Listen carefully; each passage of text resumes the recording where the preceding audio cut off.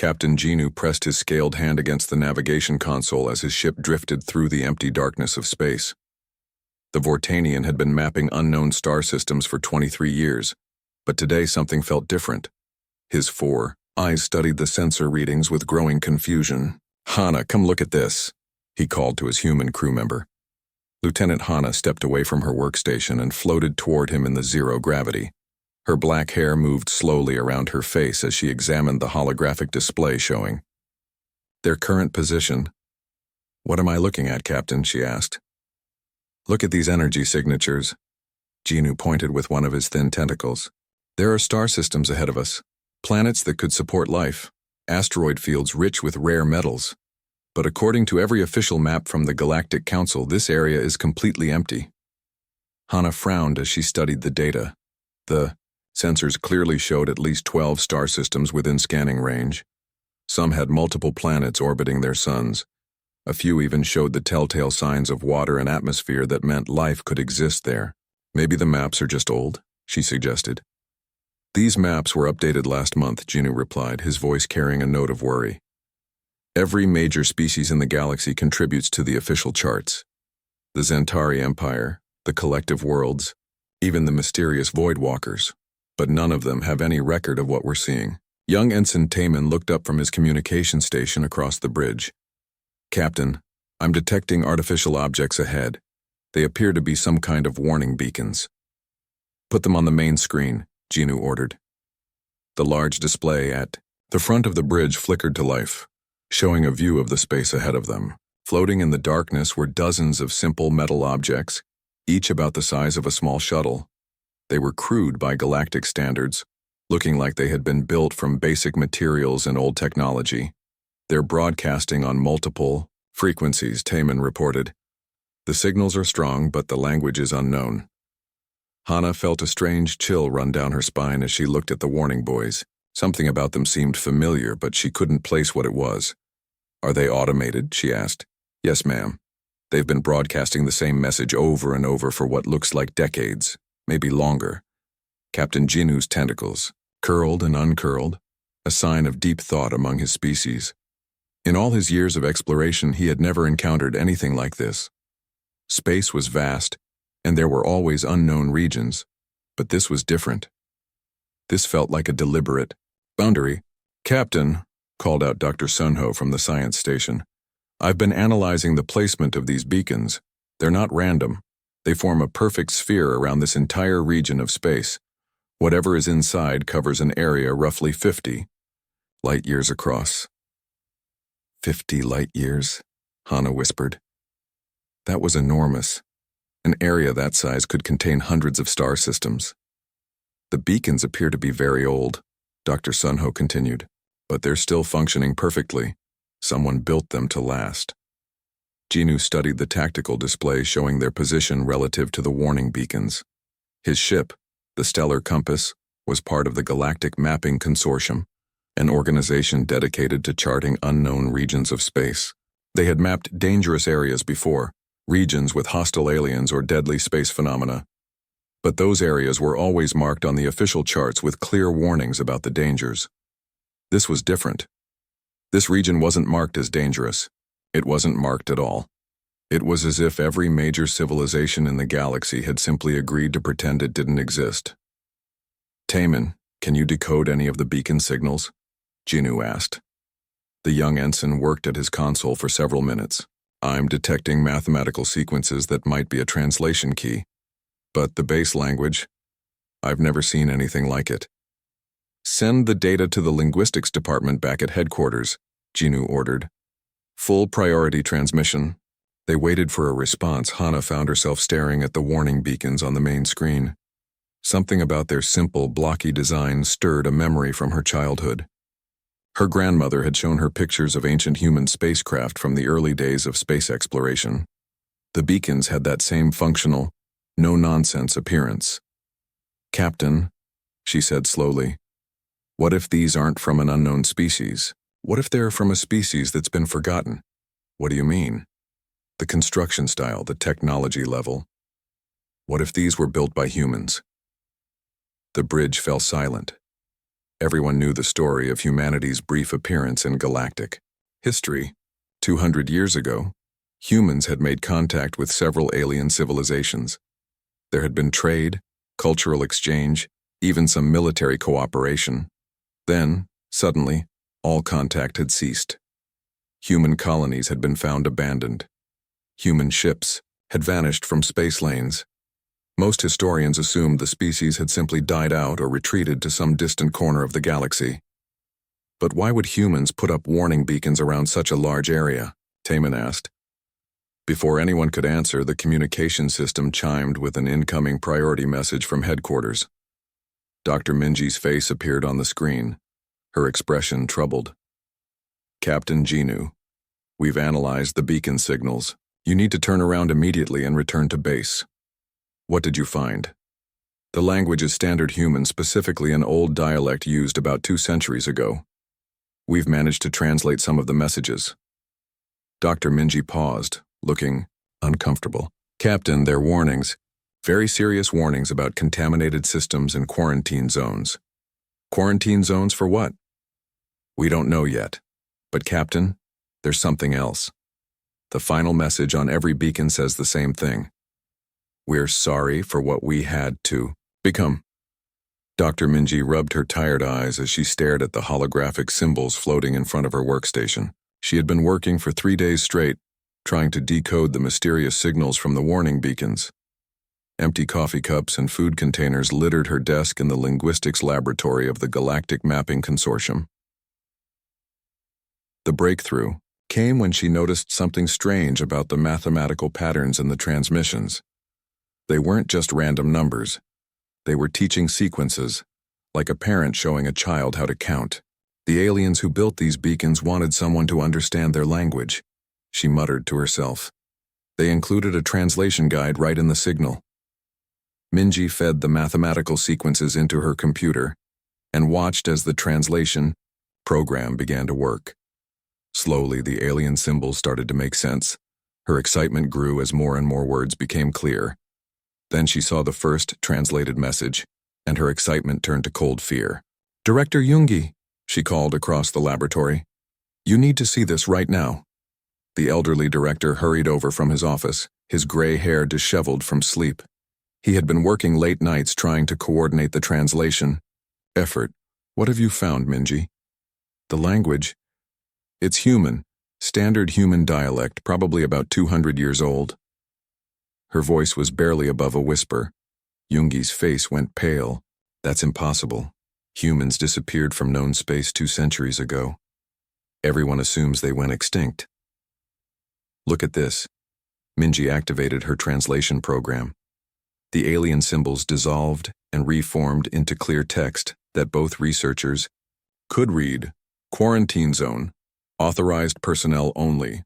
Danger. Contaminated systems. Reality breach contained. Do not approach. For the safety of all species, turn back now. The messages continued, each one more disturbing than the last. Yoongi read them aloud with growing horror. Temporal distortions detected. Consciousness-eating entities dormant. This star system feeds on living minds. We have contained the threat but cannot eliminate it. There are hundreds of these messages, Minji said, her hands shaking as she scrolled through the translations. Each beacon contains dozens of warnings about different types of dangers. Look at this one. She pointed to a particularly long message that had just finished translating. To any species that receives this transmission, we are the humans of the Terra Colonial Fleet. We encountered something in this region that threatens all intelligent life in the galaxy. We have managed to contain it, but the cost has been terrible. We can no longer return to normal space. We have become something else, something necessary. Do not attempt rescue. Do not attempt contact. Simply stay away and live your lives in peace. Yoongi sank into a nearby chair, his face white with shock. They're still out there. The humans are still alive. But what did they contain? Minji asked. What could be so dangerous that an entire species would exile themselves to guard it? She continued translating more messages, each one adding pieces to a horrifying puzzle. The humans had apparently encountered entities that existed in the spaces between normal reality. These beings fed on consciousness itself, growing stronger with each mind they consumed.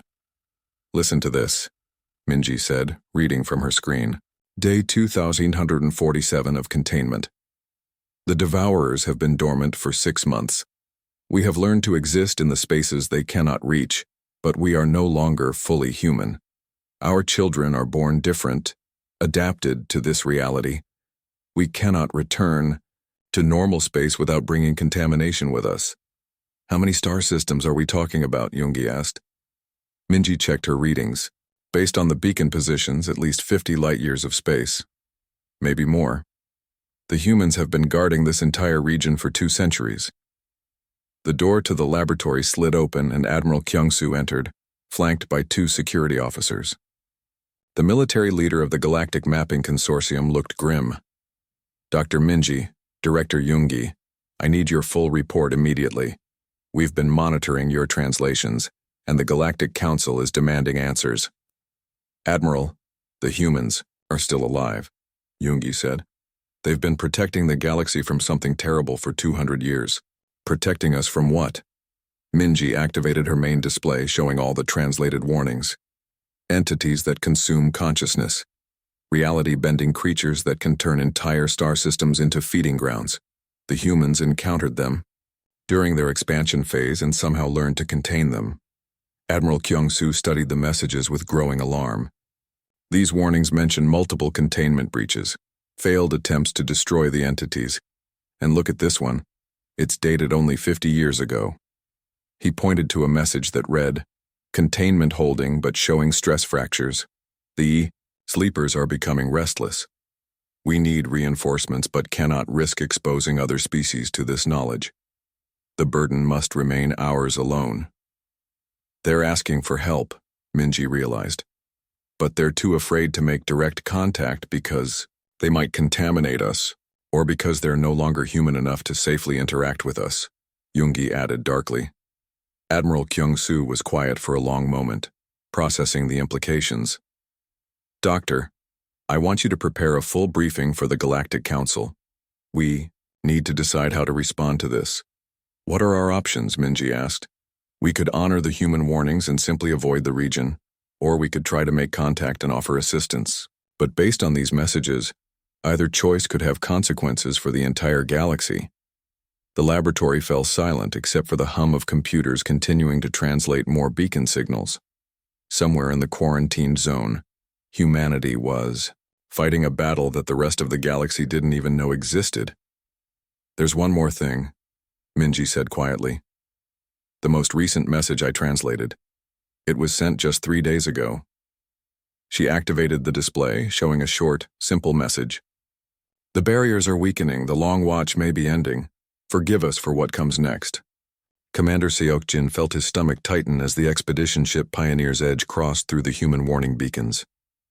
The moment they passed the boundary, something changed. The stars looked the same, but the space around them felt heavy, like swimming through thick liquid instead of flying through empty void. All systems normal, reported Chief Engineer Neon from her station, though her voice carried uncertainty. But the energy readings are strange. It's like space itself has a different texture here. Seokjin nodded, keeping his eyes on the main display. The Galactic Council had approved this mission after 3 weeks of heated debate. Half the members wanted to respect the human warnings and stay away. The other half demanded answers about what had happened to an entire species.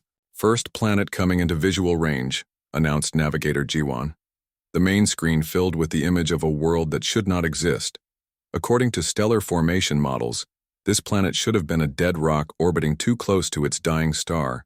Instead, they saw rolling green hills, vast blue oceans, and white clouds drifting peacefully across continents covered in forests.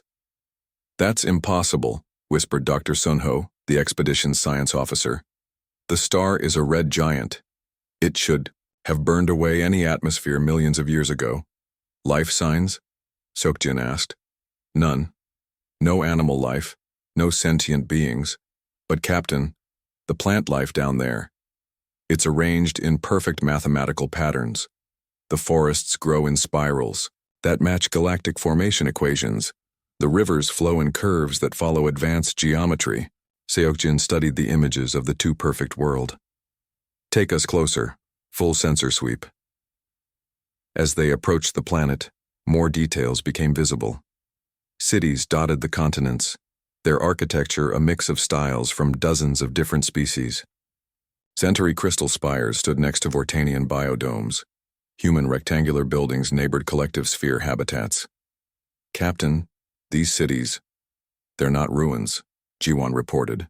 The buildings are intact, streets are clean, even the gardens are maintained, but there's nobody there. What do you mean, nobody? I mean empty, completely empty. No bodies, no remains, no signs of struggle or disaster. It's like everyone just vanished. Seokjin ordered a landing party to investigate the largest city. As their shuttle descended through the perfect atmosphere, they passed more human warning beacons, these ones closer to the planet. The warnings are different here, reported Communications Officer Da-hyun, more specific. They say, this world hungers for visitors and the beautiful ones died first and do not touch anything that sings. The shuttle landed in what appeared to be the city's main plaza. The away team, wearing full environmental suits, stepped out onto perfectly maintained stone pathways. Flowers bloomed in geometric patterns around elegant fountains that still ran with clear water. This place gives me the creeps, muttered Security Chief Minho. It's too perfect. Real cities are messy, chaotic. This looks like someone's idea of what a perfect city should look like. They entered the nearest building, a restaurant that still had food on the tables. The meals looked fresh, as if the diners had just stepped away for a moment, but the food had been sitting there for who knew how long without spoiling. Captain, Dr. Sunho's voice crackled over the comm system from the shuttle. I'm detecting temporal anomalies around the city. Time is moving differently in certain areas. Some zones are accelerated, others are slowed down. That would explain the preserved food, Jiwon said, and why the gardens stay maintained. Time is moving so slowly here that decay takes centuries instead of days. They explored more buildings. A school with children's artwork still displayed on the walls. A library with books open on reading tables. A medical center with patients' charts still waiting on desks. Everywhere they went, they found signs of normal life suddenly interrupted. Whatever happened here, it happened fast, Seokjin observed. People didn't have time to pack or prepare, they just left. Or were taken, Minho added grimly. As they returned to the shuttle, Da-hyun detected more signals from orbit. Captain, there are similar planets throughout this system. 12 worlds, all showing the same pattern. Perfect environments, empty cities, temporal distortions. Any signs of the original inhabitant species? None. But I'm picking up structures on the outermost planet that don't match the others.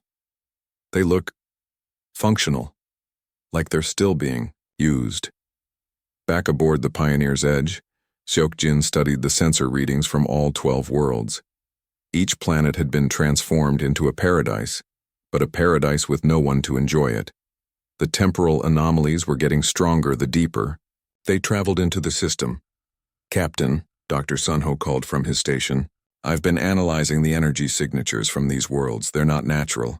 Something is maintaining these perfect conditions artificially. What kind of something? I don't know, but whatever it is, it's powerful enough to manipulate time, space, and matter on a planetary scale. And Captain, it's still active. These aren't abandoned experiments. Someone or something is still running them. The ship's sensors suddenly detected new signals from deeper in the system. More warning beacons, but these were different, newer. The messages were longer and more urgent. What do they say? Seokjin asked. Da-hyun worked at her translation console. They're warnings about reality storms and consciousness traps. But there's something else. These messages aren't automated like the others. Someone is actively updating them. The humans? Possibly. But Captain, according to these readings, there are active installations throughout this entire region. Hundreds of monitoring stations, containment facilities, and something else, something big. Seokjin made his decision. Set course for the active installations. It's time we found out what happened to humanity. The Human Research Station. appeared on their screens like a massive fortress carved into the side of an asteroid. Commander Seokjin had never seen anything like it. The structure was enormous, bristling with weapons and sensors that made current galactic military technology look like children's toys. "That's definitely human construction," observed Dr. Sunho, studying the architectural patterns. "But it's been heavily modified. Those weapon systems, I don't recognize half of them." "They're scanning us," reported Communications Officer Dahyun. "Multiple deep-range sensors. They know everything about our ship, our crew, probably even what we had for breakfast." Before Seokjin could respond, the main screen flickered to life. A human face appeared, weathered and scarred, with eyes that seemed to burn with an inner fire. The man looked to be in his 40s, but something about his expression suggested he had seen far more than any 40-year-old should. "This is Station Commander Hyunwook of the Eternal Vigil," the human said. His voice was calm but carried an undertone of immense weariness. "You have traveled far beyond our warnings. State your purpose here." "I am Commander Seokjin of the Galactic Mapping Consortium," Seokjin replied. "We're explorers seeking to understand what happened to your species. We thought humans were extinct." A bitter laugh echoed through the bridge. "Extinct? No, Commander. We found something far worse than extinction, and we chose to spare the galaxy from sharing our fate." The human's image flickered and was replaced by a three-dimensional star map, showing the entire quarantined region. Red zones marked dangerous areas, while yellow zones showed active containment facilities. 200 years ago, during our expansion, into deep space we encountered entities that exist in the spaces between realities, Commander Hyunwook continued. They feed on consciousness itself, growing stronger with each mind they consume. We call them the Devourers. Dr. Sunho leaned forward in his chair. "What exactly are these entities?" "Imagine hunger given form. Imagine creatures that can step through the walls of reality like walking through an open door. They consumed 17 different civilizations before we learned how to fight them." The star map changed, showing the locations where entire species had vanished without a trace. The expedition crew recognized some of the coordinates. They were places where ancient ruins had been found. Mysteries that xenoarchaeologists had never been able to solve. "The Althari Empire," whispered Navigator Jiwon. "They disappeared 3,000 years ago. We found their empty cities but never knew what happened to them. The Devourers happened," Hyunwook said grimly. "And they would have consumed every thinking being in the galaxy if we hadn't stopped them." "How did you stop them?" Seokjin asked. "We didn't stop them. We contained them." "Barely. It took everything we had. Our entire species had to change, adapt, become something new. We learned to exist partially outside normal reality, in the spaces where the Devourers cannot easily reach us." The screen showed images of human children who looked almost normal, but their eyes reflected light in strange ways. Their movements seemed to blur at the edges, as if they weren't quite solid. "We can no longer return to normal space," Hyunwook explained. "Our children are born adapted to this existence. We have become the guardians of the hungry darkness, the watchers who keep the Devourers sleeping." Chief Engineer Nayeon spoke up from her station. "Why didn't you ask other species for help? The Galactic Council has resources, military forces. Because knowledge of the Devourers is itself a form of contamination," Hyunwook replied. "The more minds that know of their existence, the easier it becomes for them to find those minds. We chose exile over extinction, both for ourselves and for the galaxy." The star map zoomed in on specific systems, showing dozens of monitoring stations and containment facilities scattered throughout the quarantined zone. Each of these stations monitors a sleeping devourer or a reality breach where they tried to enter our dimension, Hyunwook continued. "We maintain constant vigilance generation after generation. It is our burden, our choice, our sacrifice." Security Chief Minho studied the tactical displays. "How many of your people are involved in this?" "All of us. Every human alive today is part of the containment effort. We number perhaps 50,000 souls, spread across 100 stations like this one. We are no longer the species that first reached for the stars. We are something else now. something necessary. The bridge fell silent as the crew processed this information. An entire species had voluntarily exiled itself from galactic civilization to protect everyone else from a threat they didn't even know existed. But the containment systems are failing, Hyunwook said quietly. After 2 centuries, the barriers are weakening. The devourers are stirring. We sent updated warnings to the outer beacons 3 days ago. What happens if they fully wake up? Dr. Sunho asked. Reality becomes their feeding ground. Space and time become tools for their hunger. Every thinking being in the galaxy becomes prey. We've seen it happen in other galaxies, distant ones we can observe but not reach. Commander Seokjin felt the weight of this revelation settling on his shoulders. What do you need from us? That depends on what your people are willing to sacrifice, Hyunwook replied. We can continue alone as we have for 2 centuries. But if the galaxy chooses to help us, to truly help us, then they must understand the cost. Anyone who joins this vigil does so forever. There is no going home, there is no normal life, there is only the watch. The human commander's face reappeared on screen, his expression grave. The choice is yours, Commander. Return to your people and tell them the truth. But know this. Once the knowledge spreads, there is no taking it back. The galaxy will have to decide whether ignorance and safety are worth more than the truth and the burden that comes with it. The meeting room aboard the human station Eternal Vigil was unlike anything Commander Seokjin had ever seen. The walls were covered with screens showing data streams from hundreds of monitoring stations scattered throughout the quarantine zone. Strange symbols and numbers flowed across the displays like digital waterfalls, tracking things that normal science couldn't measure. Commander Hyunwook stood at the center of the room, his weathered face illuminated by the glow of alien technology. Around him, several other humans worked at control stations, their movements quick and precise. Seokjin noticed that all of them had the same burning intensity in their eyes, as if they carried the weight of the entire galaxy on their shoulders. The containment systems are failing faster than we expected, Hyunwook said, gesturing to one of the main displays. These red indicators show breaches in the barriers that keep the devourers dormant. 3 months ago, we had 12 critical failures. This week we've had 47. Dr. Sunho studied the readouts with growing alarm. What happens when a barrier fails completely? Reality storms, replied Dr. Yunha, a human scientist who looked to be barely 30 years old but spoke with the authority of someone much older. Space-time distortions that can spread across entire star systems. The devourers use these storms to extend their influence into normal space. She activated a holographic display showing one of the quarantined worlds they had visited earlier. That perfect planet you explored. It used to be a devourer feeding ground. The temporal anomalies, the 2 perfect cities, the preserved food, those are all scars left behind when we managed to force the entity back into dormancy. But the people who lived there? Asked Navigator Jiwon. Gone. Consumed. Their consciousness became part of the devourer's mass. What you saw was an echo, a memory of what that world used to be. Commander Seokjin felt a chill run down his spine.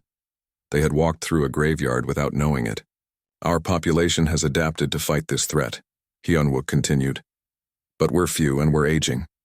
My daughter will take over this station when I can no longer serve. Her children will take over from her. It's been this way for 200 years. How long can you keep this up? Chief Engineer Naeon asked. Honestly, maybe another 50 years before the containment network collapses entirely. The devourers are patient, but they're not sleeping as deeply as they once did. They're learning, adapting to our countermeasures. The room fell silent except for the constant hum of monitoring equipment. Seokjin could see the exhaustion in the humans' faces, the burden of centuries of constant vigilance. You said we have a choice, Seokjin said finally. What exactly are you offering?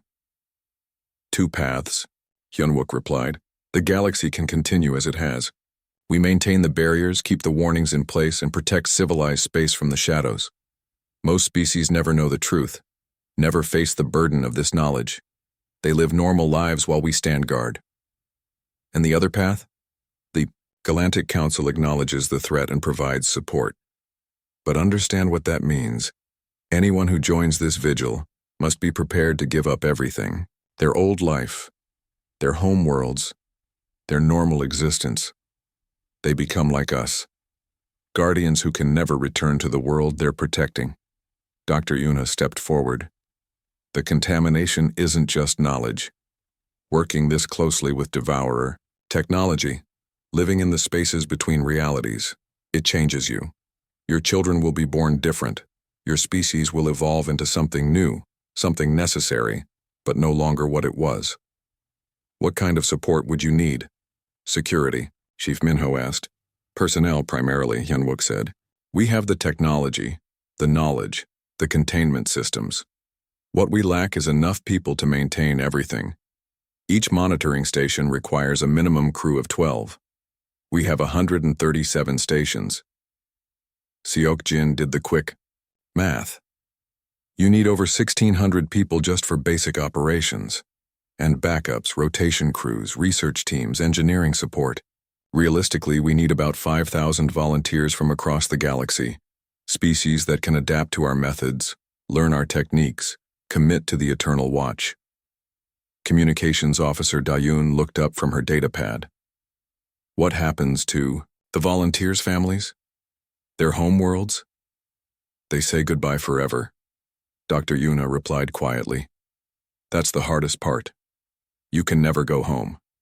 You can never have a normal relationship with anyone who hasn't been changed by this work. The isolation is complete. Commander Seok-jin studied the faces of his crew.